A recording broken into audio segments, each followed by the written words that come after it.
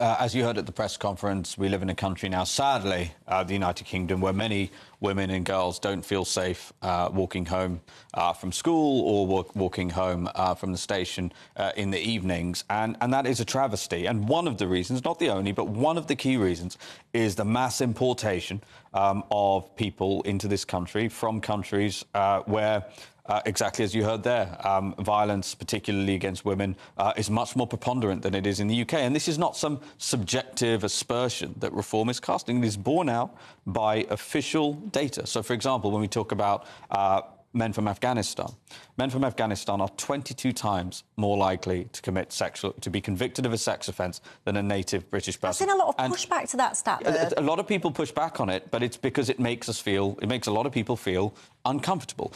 Nobody is satisfactorily. That is a statistically significant sample.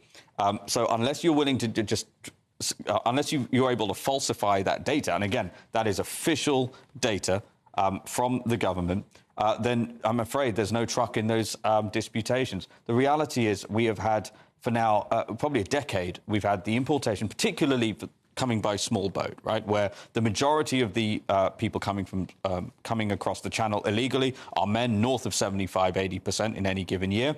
Most of them are of military age, and the majority of those men, Michelle, come from Afghanistan, from Syria, from Iraq, Iran, countries which don't have a great track record in terms of their relationship with Britain, but also countries where, again, violence against women is sadly much, much more preponderant in those countries than they are here. And you can draw a straight line between that and the grooming gangs and the cover-up that happened around that. So I want to stress, again, Michelle, this is not casting aspersions subjectively. These assessments that we have made, and us calling this a national security emergency, and the brilliant women, by the way, I want to say, I think Reform now has the most formidable women in British politics. The reason we are making this point is because it is true, it is borne out by the data, and it's time somebody did something about this.